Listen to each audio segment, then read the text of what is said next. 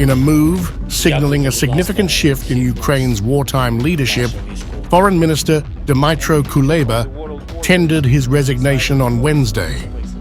This decision comes as part of what is being described as the largest government reshuffle since the onset of Ukraine's 30-month conflict with Russia. The news of Kuleba's resignation was confirmed by Ruslan Stefanchuk, the Speaker of the Ukrainian Parliament, who posted the resignation letter on Facebook.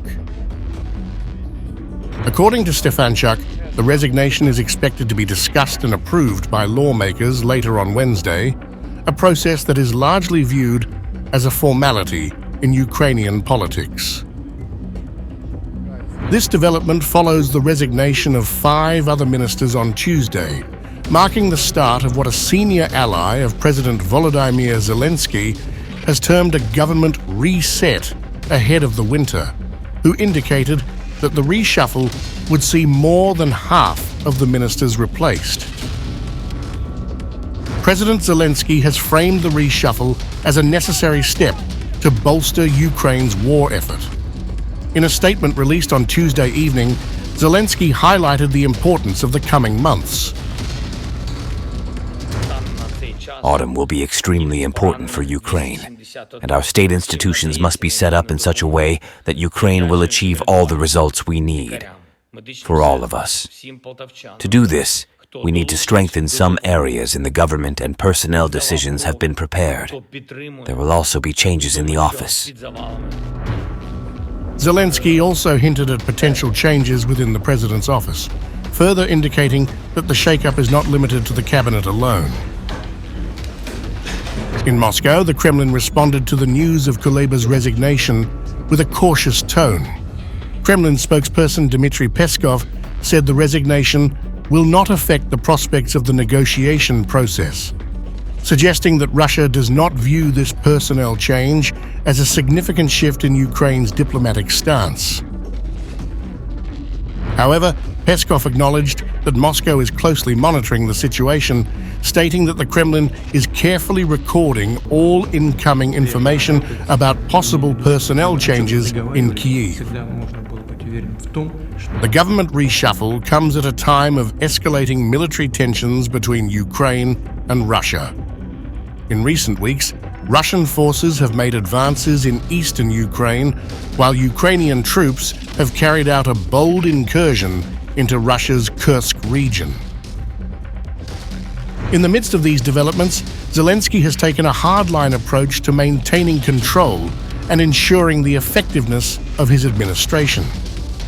The dismissal of several senior officials, including high-ranking military and political figures, has been a consistent feature of his wartime leadership.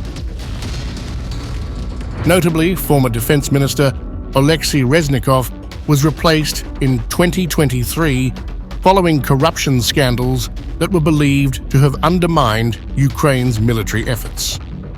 Zelensky also fired the Air Force chief recently after an F-16 crash that killed one of its pilots.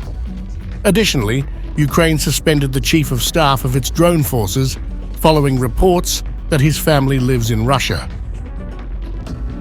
Ukraine's military maneuvers, particularly the incursion into the Kursk region, have sparked speculation about Kyiv's broader strategic goals. In a recent interview with NBC News, President Zelensky suggested that the occupied territory in Kursk is crucial to Ukraine's victory plan, and that Kyiv intends to hold the area as a bargaining chip in potential negotiations with Moscow.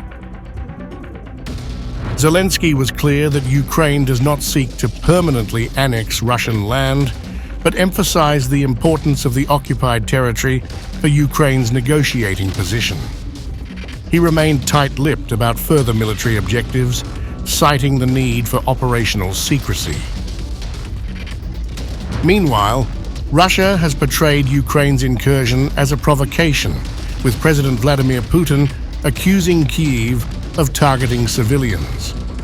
Putin has vowed that Moscow will deal with the Ukrainian bandits and has signaled that Russia is not currently interested in peace talks until the situation is resolved on the battlefield.